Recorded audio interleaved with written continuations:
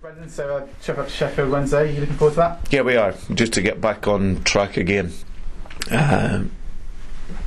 Disappointing result last week, but we're over that, and we just need to now get a run of 3 games in a week that got a real opportunity to get some positive points from. So the motivation is there, and we go and learn from last week and move on.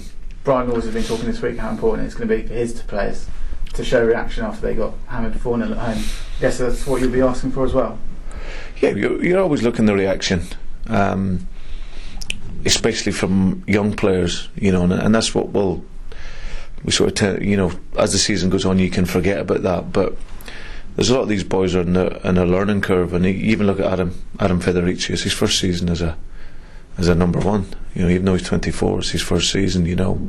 And then we got 4 or 5 other players under the age of 21 starting and playing. So for them, this is all a new experience for them, and I think that's part of why at times we are very consistent and do well, and then we lose that wee bit of consistency. And it's just that we've got young players and that are still finding their feet at this level. So no, we want the reaction.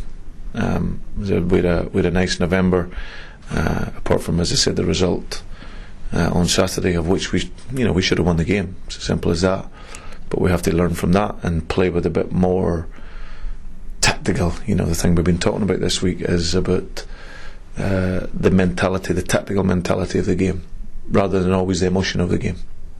How much are you looking forward to going to Hillsborough? Because I was just saying to Alex Pearce and Ryan Bertrand how some stadiums you go to these days, they all kind of look and feel the same, but obviously Hillsborough's a historic stadium. Yeah, I was each time I go to there to watch a game, and there's just that sense of emotion as well when you drive around the back of the stadium and you have the cop, because you know the history of what has happened there, which makes it, as I said, even more iconic as well. But no, it's a wonderful ground. It's one of 2 terrific clubs in the city, and as I said, I followed it because of my link with Nigel there for a number of years. So I know how big a club it is, and obviously it wasn't that long ago it was in the Premier League as well. So now they've obviously had terrific following, got good players and got a very good manager. So it's not like every game it's going to be a tough game. The crowd, they always get good support. So for us it's about weathering that storm and then going about playing how we've been playing,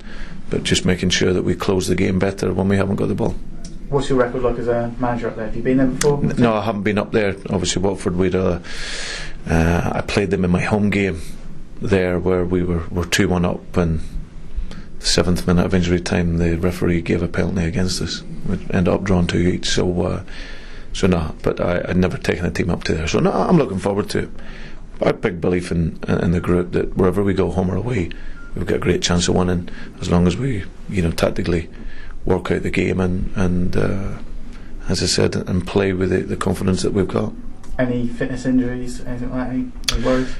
The natural one, obviously, with Brian out now for a number of weeks, and Shane's suspended. But other than that, Chrissy Armstrong's been working terrifically well, and he just needs, as I said, that continuation of his work. He looked very good, but no, apart from that, everyone is fine and really working to be playing. But you can only pick 11 players, so I look at the players every day and judge them on that, and then, as I said, we pick the team from there. Brian Howard's been in today. Can he speak? What's his kind of recovery? Oh, he can speak. He can talk. He can talk. No, he's a good lad, Brian. One thing that you always get from him, he's an intelligent lad, and he's a good fella. He's obviously had a tough week. I seen his jaw straight after the game, and it was quite swollen. He's had the plates inserted, and actually today it's he's been able to talk okay, but I think there's obviously, once that anaesthetic is worn off, he's been in that wee bit of pain. So he's obviously come in today to be with the players and that, but he's it's still quite swollen, so it's going to take a few days for that to come down. I think once that comes down, at least to be able to do some aerobic work, be non-contact with the group, so we can still keep his fitness in that. But he's obviously going to need to be careful with the jaw. So no, at the minute he looks like someone from the Nutty Professor, but he's a good looking boy, so I'm sure that'll return quite quickly.